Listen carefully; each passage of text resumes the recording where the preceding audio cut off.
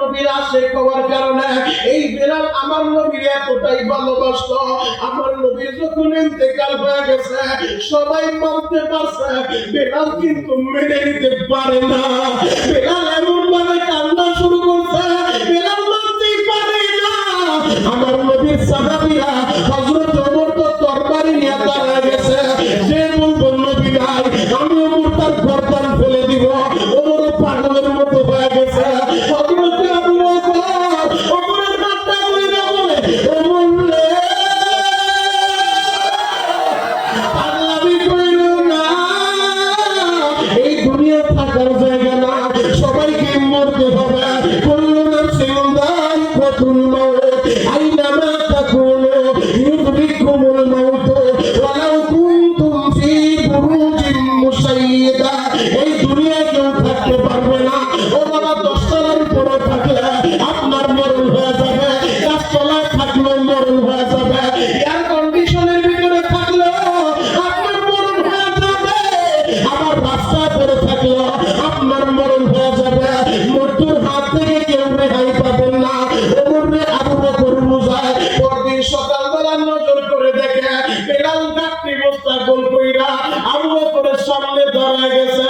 নবীর সাহাবী আবু বকর আমার বিদায় দিয়া দেন, এই মদিনে থাকবো না। আবু বকর বলে, বেলাল রে আমি একা মানুষ কয়জনের সামাল দিব? ওমর পাগলামি করে, তুই যদি পাগলামি শুরু করো আমি একা কয়জনের সামাল দিব? ও বেলাল পাগলামি করিস না, তোর যা দরকার আমি দিব। হযরত আবু বকর বলে, বেলাল রে আমি জানি তোর ইনকামের কোনো রাস্তা নাই। ও বেলাল চিন্তা করিস না, আমি আবু বকর তো আছি, আমি রাষ্ট্রীয়ভাবে তোর খরচের ব্যবস্থা করব। বেলাল কান্দে আর বলে, নবীর সাহাবী আবু বকর আমি এই জন্য বিদায় চাই না। কেন বিদায় চাই? আমি এই জন্য বিদায় চাই, আমি যদি এই মদিনায় হাঁটি আমার নবীকে আমার সামনে সামনে হাঁটবনি। আমি যদি মসজিদে আযান দেই আমার নবী কিভাবে মুসল্লা দাঁড়াই বলবি?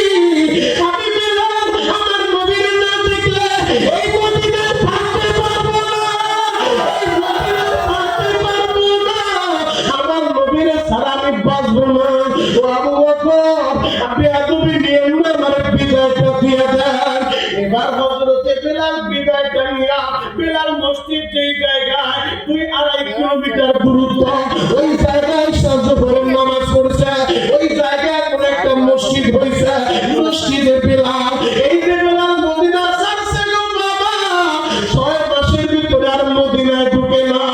6 মাস পর রাত্রিবেলা বেলাল ঘুমায় রয়েছে, তাহাজ্জুদের সময় আমার নবীর স্বপ্নে যুগে বেলাল ডাক দিছে, বেলাল রে কি এমন অভিমান করলি রে? ও বেলাল আমার রওজার পাশে আমার আবু বকর রে দেখি, আমার ওমর ওসমান আলী রে দেখি, আমার তালহারে দেখি। ও বেলাল আমি তো তোরে দেখি না, কি এমন অভিমান আমার সাথে করলি? ও বেলাল কেন আমার রওজার পাশে তোরে দেখি না? ও আমার আশিক রাসূল বাবাজিরা যে আমার নবীর স্বপ্ন দেখলো সে যেন সরাসরি নবীরে দেখলো। বলেন শয়তান বিশ সাহেবের সুরত ধরতে পারে, নবীর সুরত ধরতে পারে না। যে নবীর স্বপ্ন দেখলো ও প্রকৃত পক্ষে নবীর দেখলো, আর যে নবীর স্বপ্ন দেখলো আল্লাহ তার জন্য জাহান্নামের আগুন হারাম করে দিল। আমার নবী বলেন, মানজার কবরি ওয়াজাবাত লাহু শাফাআতি, যে আমার রওজা জিয়ারত করব তার জন্য সুপারিশ করা আমার উপরে ওয়াজিব হয়ে যাবে।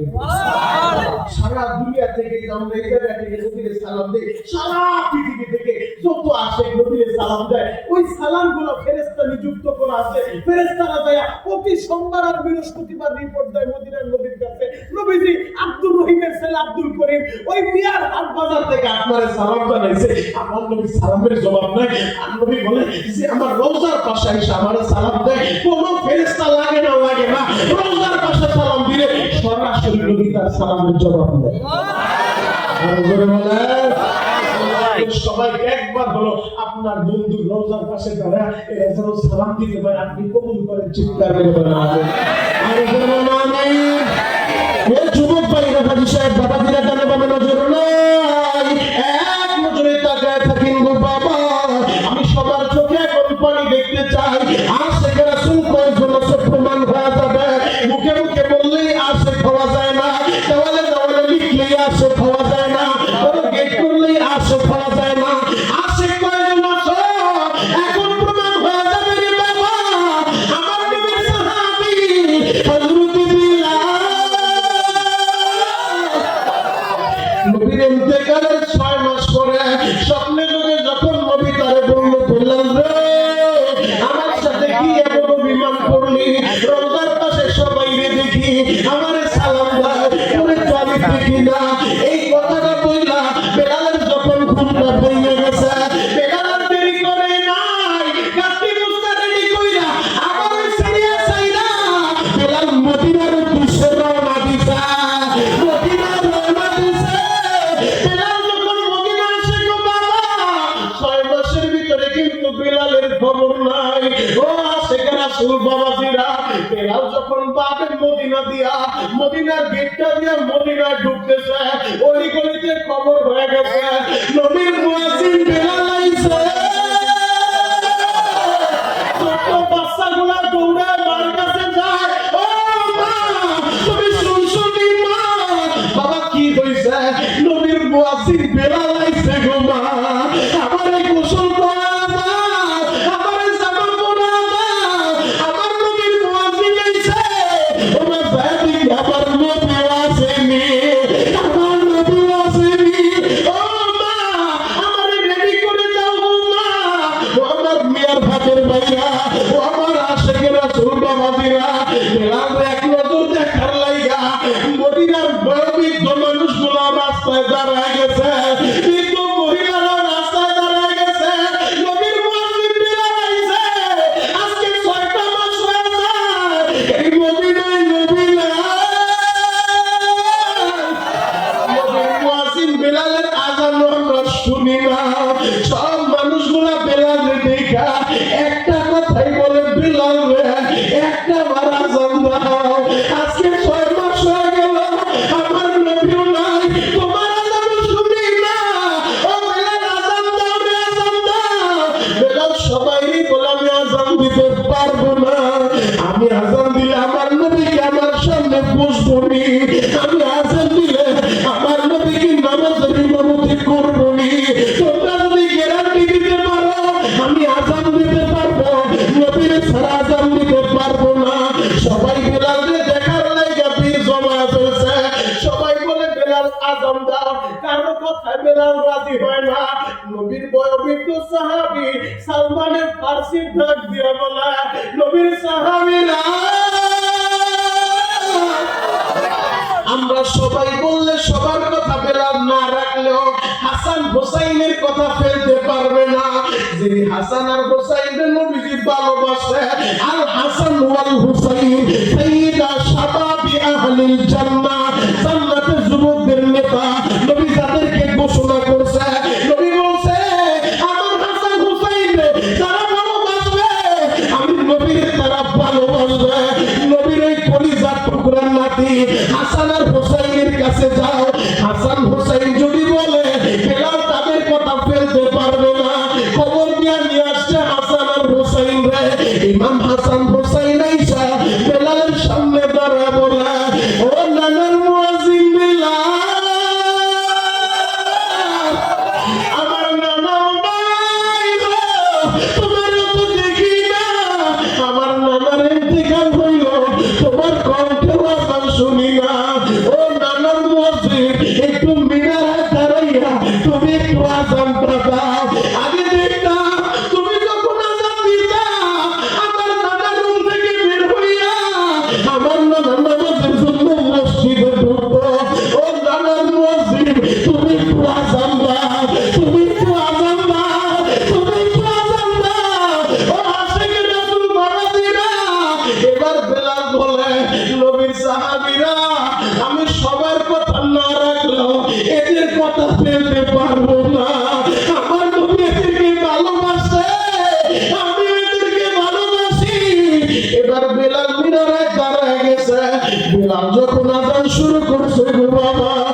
বেলাল যখন বলছে আশহাদু আন্না মুহাম্মাদুর রাসূলুল্লাহ, এই শব্দটা বলার সাথে সাথে একটা চিৎকার মাইরা বেলাল বেহুশ হয়ে জমিনে পড়ে গেছে। বেলালের আর হুঁশ নাই গো বাবা, মাথার ভিতরে পানি ঢালে, দীর্ঘ সময় পর হুঁশ ফিরছে। বেলাল কাঁদলে আর বলে, নবীর সাহাবীরা বেয়াদবি নিও না, আগে যখন আযান দিতাম আশহাদু আন্না মুহাম্মাদুর রাসূলুল্লাহ বলতাম, আমি সারা দিয়া দেখা দিতাম এই যে আমার নবী। আজকে আযান দিলাম, আমার সামনে তো নবীরে দেখলাম না, আমি মানতে পারি না, বেয়াদবি নিও না, এই মদিনায় আমি আর থাকতে পারবো না। ওই যে বেলাল মদিনা ছাড়ছে, মরার আগে আর কোনোদিন মদিনায় ঢুকে নাই। নবীর মসজিদের নববীর পাশে জান্নাতুল বাকি কবরস্থান, 10,000 সাহাবী ঘুমে আছে, বেলাল কিন্তু ওই জায়গায় নাই। ওই যে বেলাল মদিনা ছাড়ছে গো, আর কোনোদিন মদিনা আসে নাই। ও যুবক, নবীরে ভালোবাসা বেলাল দামি, নবীরে ভালোবাসা ওয়াইস করনি দামি। আমি জানি না তোমাদের কার মা নাই বাবা নাই, এক নজরে আমার দিকে তাকায় থাকবা। এখন কাঁদতে বলছি, যুবক কাঁদবা। আমি জানি না কার মা নাই বাবা নাই, চোখের পানি মুইছো নাই ভাবে রাইখা দাও। আমার আল্লাহ চাইলে আমাদের জীবনের গুনাহ মাফ করে দিতে পারে। কথা বলতে বলা পাঠে একটা ডাক দেন তো, ইয়া আল্লাহ। আরো জোরে ডাক দেন, ইয়া আল্লাহ।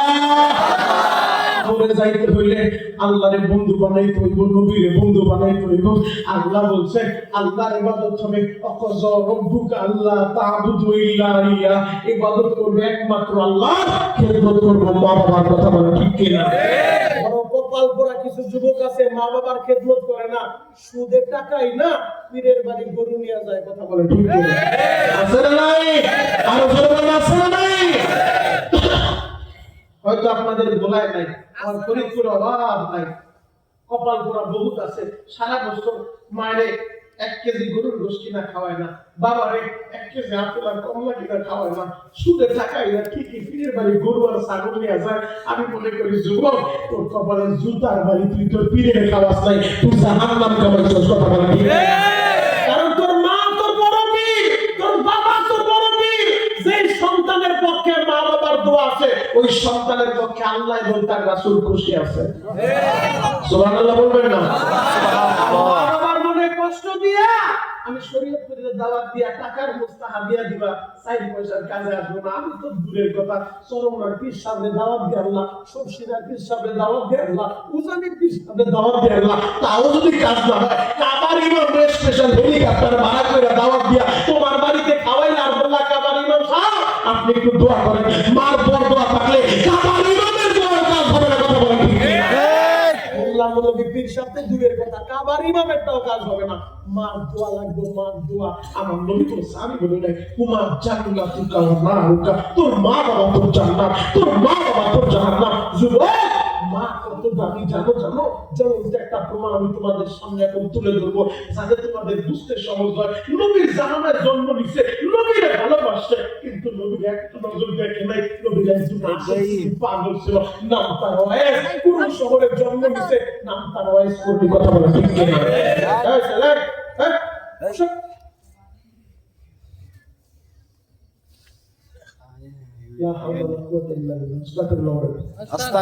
আল্লাহ হেফাজত করে সকলে। আল্লাহু আকবার বলেন তো। বাবা, কথা আমি চাইলে বলতে পারবো না, উপর থেকে পাস হয়। কথা বলে ঠিক কিনা? উপর আল্লাহ যত সময় চাইবে তত সময় চলবে। এক নজরে তাকায় থাকেন। নবীর জামানায় জন্ম নিছে, নবীর ভালোবাসে, এতটাই ভালোবাসে, জীবনের চেয়েও বেশি ভালোবাসে, কিন্তু নবীর এক নজর দেখতে পারে নাই। যখনই বলে নবীর কাছে আসবে, পত্র লেখা পাঠাইছে, নবীজি আপনারা বাস্তবা দেখতে চাই, কিন্তু আমার মা তারা দেখার মতো কেউ নাই। মার খেদমতটা আমি করি, মা অসুস্থ, সে বিছানায় পায়খানা প্রস্রাব করে আমি নিজে পরিষ্কার করি। নবী পত্রের উত্তর লেখা পাঠাইছে, ওয়াইজ রে আমার দেখার মতো অনেক লোক মক্কা মদিনায় আছে, ওয়াইজ আমার কাছে আসতে হইব না, তুমি তোমার মার খেদমত করো। আল্লাহু আকবার। মক্কায় থাকতে ওয়াইজ মার খেদমত করছে, নবীরে পায় নাই। ওয়াইজের কানে সংবাদ গেছে, ওয়াইজ রে নবী আমার হিজরত কইরা মক্কা ছাইরা মদিনায়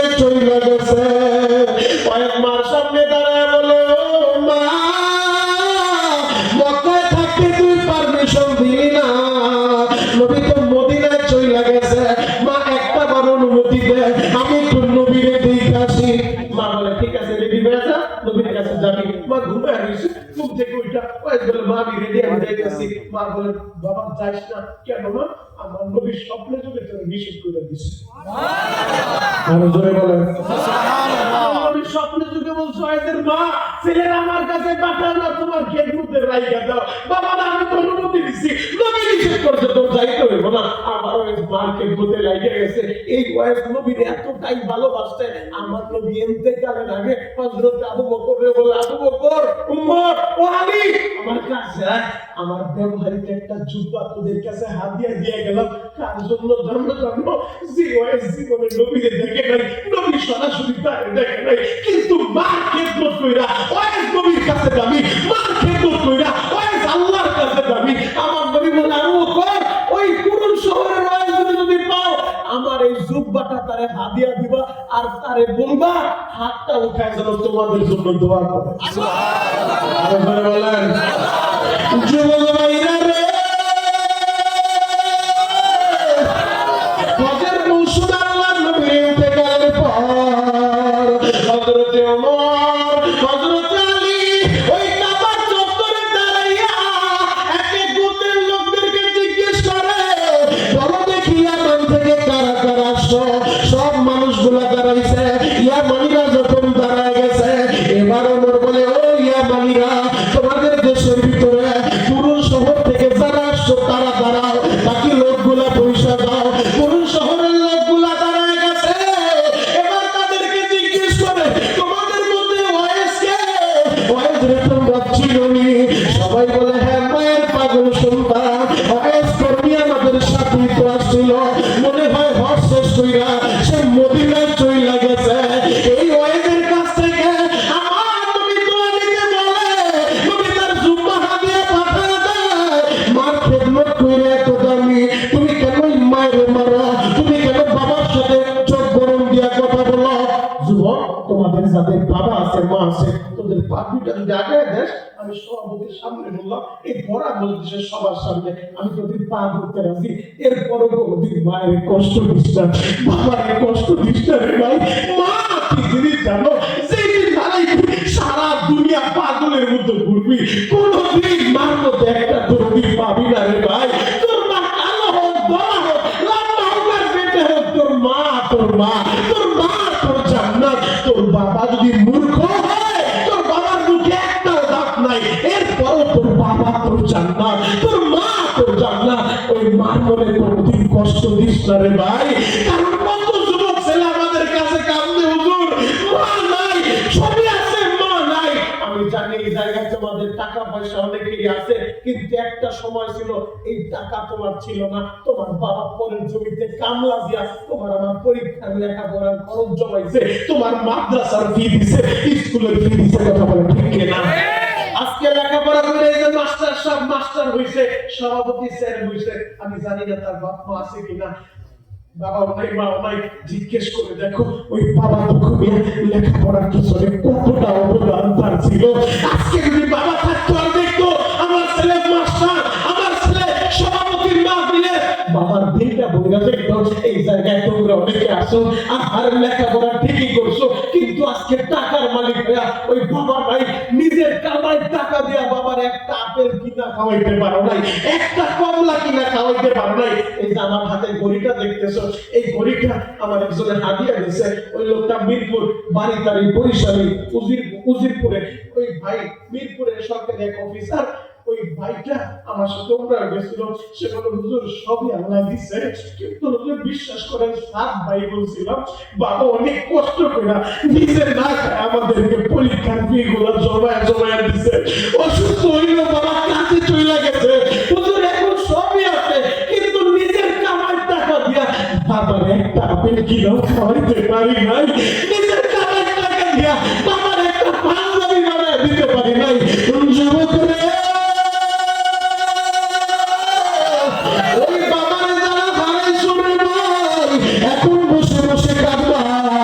মাত্র 5 মিনিট আলোচনা শেষ করে দিব, পুরা ময়দান চোখের পানি দিয়া আমার মাওলারে বলবা আল্লাহ আমার মায়ের মাফ করে দাও, আমার বাবারে মাফ করে দাও।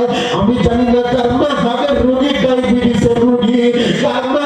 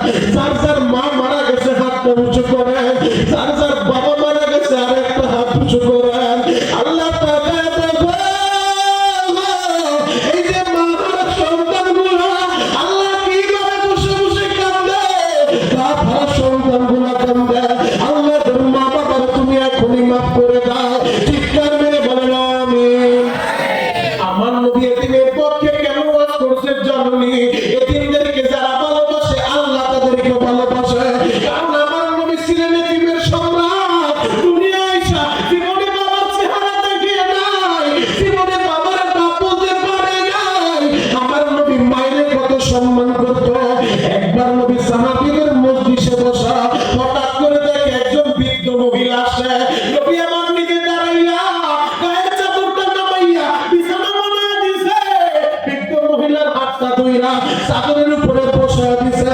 সব সাহাবী অবাক হয়ে গেল, এই বৃদ্ধ মহিলাকে নবী নিজের চাদর দিয়া বিছানা বানায় দেয়, তারে বসে দেয়। দুইজন কি যেন কথা বলল, আবার নবী তারে তার করে আগায় দিল।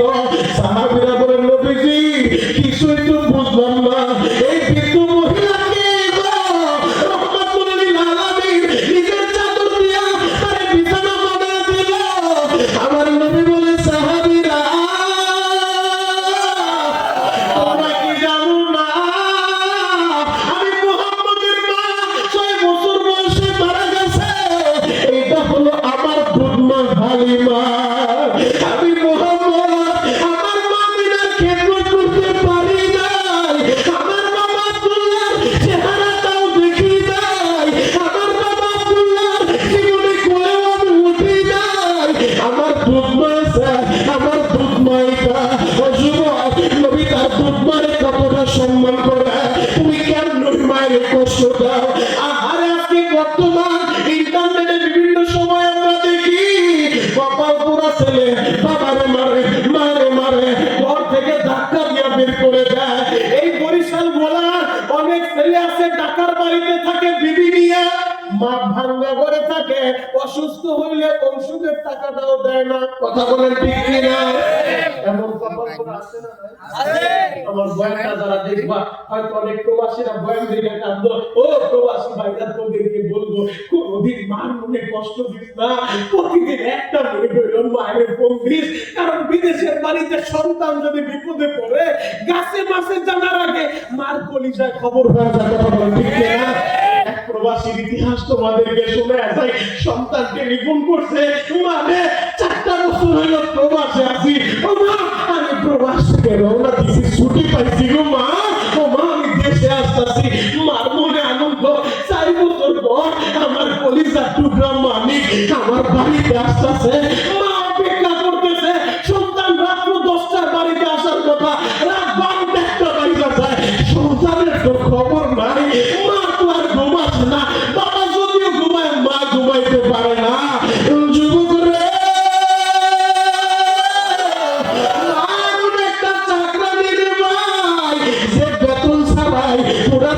সন্তানদের সার্ভিস দেয়া যায়। আজকে যাদের মা আছে বাড়িতে যায় দেখবা আমার কথাটা মিলাইয়া বাড়ির উঠানে পাড়া দেওয়ার সাথে সাথে মার কানটা সজায়। মা বলে, আব্দুর রহিম বাসায় আইছো? আমি ও শেষ হইছি রে বাবা, ও মাস্টার বাসায় আইছো? অনুষ্ঠান শেষ হইছে নি? আর যার মা নাই এই কথাটা জীবনে কেউ বলবে না রে ভাই। ওই দিদি তোর জন্য অপেক্ষা করবে না,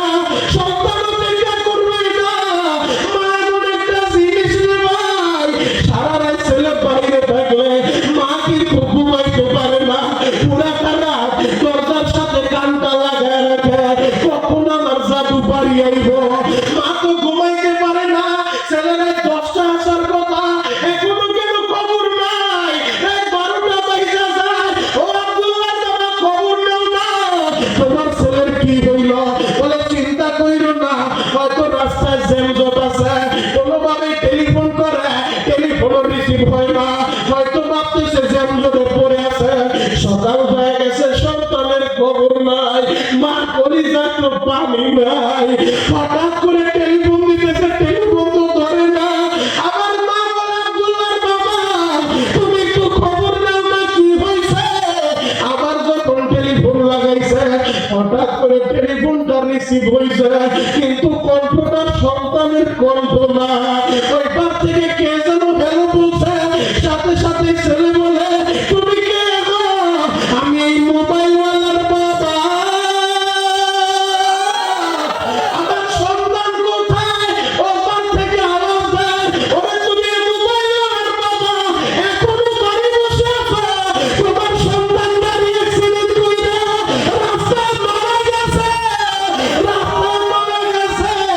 তুমি এখনো বাড়িতে বসে আছো,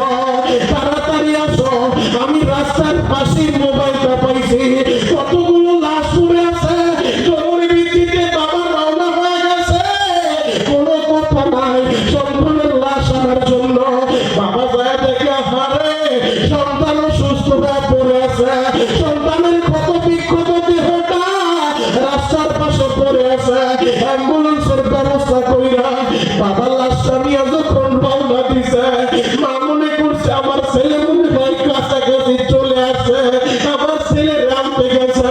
গাড়ির আওয়াজ পাইয়া মা ডাক দিয়ে বলে, আমার মেয়েরা বিছানার চাদরটা চেঞ্জ করিয়া দে, তোর ভাই বাড়িতে চলে আসে, তাড়াতাড়ি নতুন চাদরটা বিছা, বালিশের কভার গুলা চেঞ্জ কর। 4টা বছর আমার জাদু বাড়িতে আসে না, 4টা বছর আমার জাদু আমার মা বইলা সামনাসামনি ডাকে না, তাড়াতাড়ি ঘরটা সুন্দরভাবে রেডি কর। বোনেরা ফুলের মালা নিয়ে দাঁড়াচ্ছে, 4 বছর পর প্রবাস থেকে আমার ভাই এসে। হঠাৎ করে আহারে অ্যাম্বুলেন্সের আওয়াজ যখন কানের ভিতরে ঢুকলো, মা চিৎকার মাইরা বলে, তার কপালটা পুড়ে গেল। তার বাড়ি আবার অ্যাম্বুলেন্স আসতেছে। হঠাৎ করে নজর করে দেখে অ্যাম্বুলেন্স আইসা সোজা তার ঘরের দরজা লাগাই দিছে। আহারে আব্দুল্লাহর বাবা গাড়ি থেকে নেমে বলে, ও আব্দুল্লাহর মা,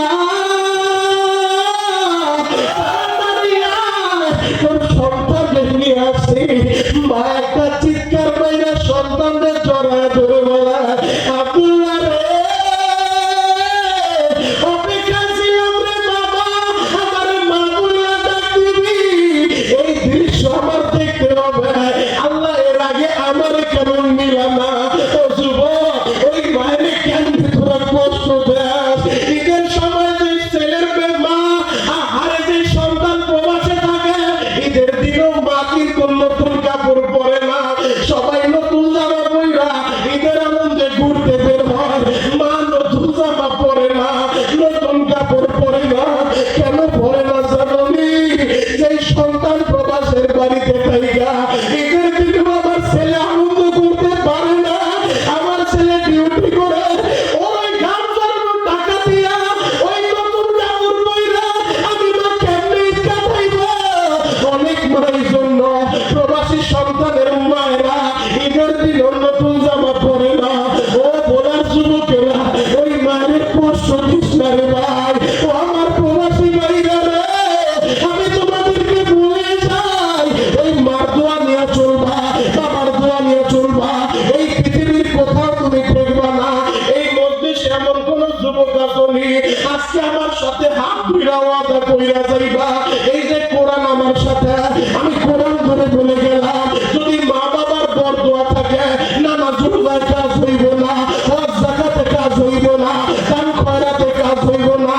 যুবক, বাসায় যা মার হাতটা ধরে মাপ চাই, বলবি, মা রে, আমারে মাফ করে দাও রে মা, আমারে মাফ করে দাও। শরীয়তপুরের সন্তান নবীর ইসলাম শরীয়তপুরে বলে গেছে, তুমি আমারে মাফ না করলে আল্লাহ মাফ করবো না। ও মা, দাও না আমারে মাফ কইরা। বাড়িতে যা আমার হাত ধরে কে কে মাফ চাইতে পারবা? দেখি তো যুবক, দেখি তো। আল্লাহ আমার এই ভাইদেরকে কবুল করো, এরা যেন মার খেদমত করে জান্নাত কামাই নিতে পারে। চিৎকার করে বলো আমিন। 30টা সেকেন্ডে আমি এমন 2, 4, 5টা যুবক আমি দেখতে চাই, পুরা ময়দানে আমি দেখছি সবার চোখে পানি। এই যে দেখো দাড়ি পাকা মুরব্বীরা কেমনে কান্দে, এই যে দেখো আমার যুবকগুলো কেমনে কান্দে, না তাহলে বাচ্চাদের চোখের পানি। আজকের দোয়া ফিরত যাবে না। 30টা সেকেন্ডে 5টা যুবক আমি চাইবো, এই মজলিস, আজকের এই মজলিস নাজাতের উসিলা হয়ে যেতে পারে। 30টা সেকেন্ডে